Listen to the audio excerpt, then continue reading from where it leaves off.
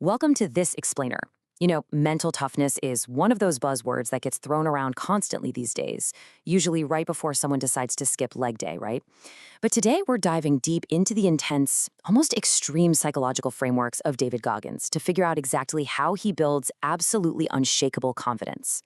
We're going to literally deconstruct the architecture of his belief system and see how he takes raw suffering and turns it into a structured tool for mental resilience. Because, as you'll see, true self-esteem, it's definitely not a gift. It's something you have to meticulously, painfully build, day after grueling day.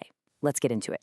So let's start with a pretty stark number, 12. That's the absolute minimum number of miles Goggins runs every single morning, fasted, starting at 5:30 a.m.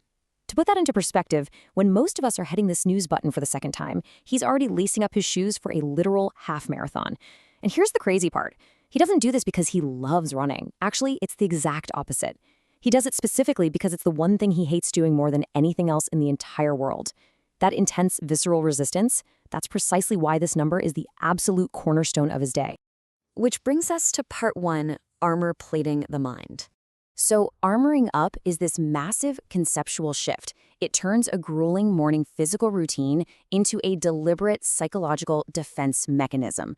It basically means you intentionally start your day with the thing you hate doing most. Why?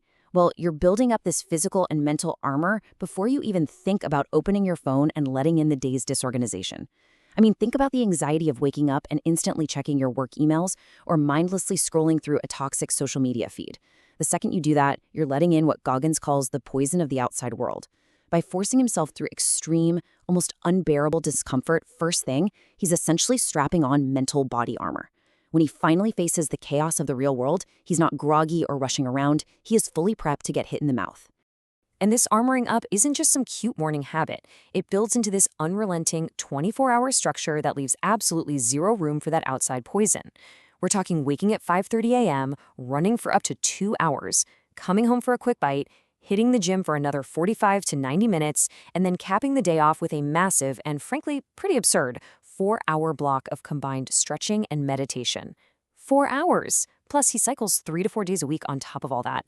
He literally caps his success in other areas of life because he feels he absolutely has to protect this routine. For him, this structure is totally non-negotiable. All right, moving on to part 2, building an everyday resume. That extreme physical foundation we just looked at transitions perfectly into how we actually generate real self-esteem. This quote from Alex Hormozi really hits the nail on the head as to why Goggins basically laughs at modern motivational tactics. Shouting, "I am great" at yourself in the mirror, it's just a hollow exercise if you don't have the reality backing it up. You literally have to outwork your own self-doubt with undeniable proof. So you really can't rely on just pounding your chest in the mirror. What you actually need is built belief. True confidence isn't some fantasy of positive thinking. It's heavily grounded in the real, hard work of an everyday resume. It's the calluses on your mind matched by the calluses on your hands. True confidence is simply an authentic reflection of the difficult things you know for a fact you've already accomplished.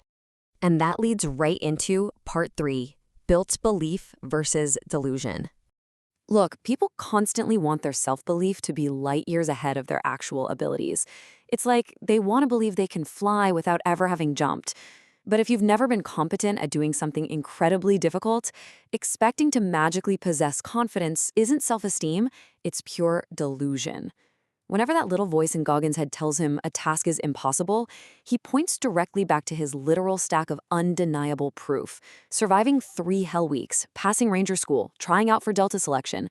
That right there is built belief, constructed brick by grueling brick. So you kind of have to ask yourself, right? What is your stack of undeniable proof? I love this quote here because it perfectly captures the absolute courage required to build that level of belief. It highlights that the only true failure is shrinking away from life's major challenges. Just because something seems impossible isn't a reason to avoid it.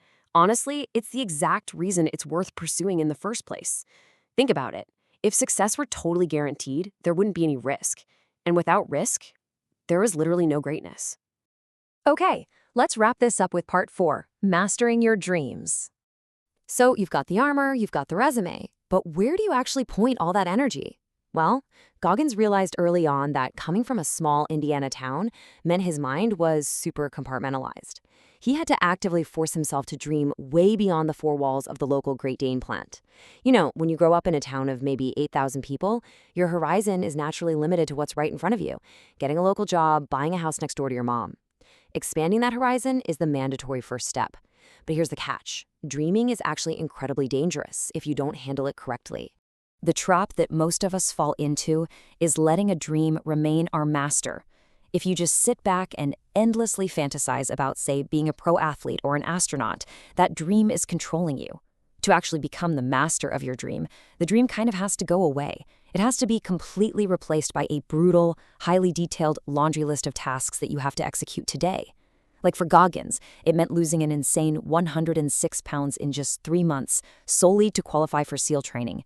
He had to stop dreaming and start executing a brutal to-do list.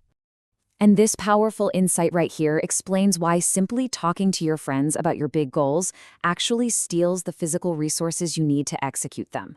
Like it says here, you have a finite amount of energy.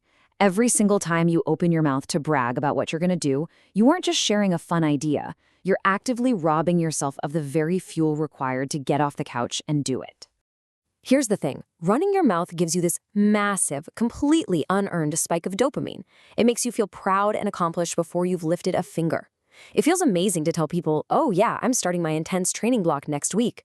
But guys, that dopamine is fake, because when that 4 a.m. alarm rings in the pitch black of morning, that dopamine totally vanishes. The motivation just evaporates, and you end up telling yourself, oh, I'll just start tomorrow. Unless you clear out your mind and literally stop talking, you're going to be caught in this motivational trap forever. So I want to leave you with this. Take a hard look at your own ambitions. Where is your confidence truly coming from today? Are you just talking about the thing, or are you actually out there doing the thing? Are you relying on the cozy delusion of an unearned dream, or are you waking up every single day, choosing to build an everyday resume? Because let me tell you, when that early alarm goes off tomorrow morning, your mirror affirmations will not save you. Only your undeniable stack of proof will.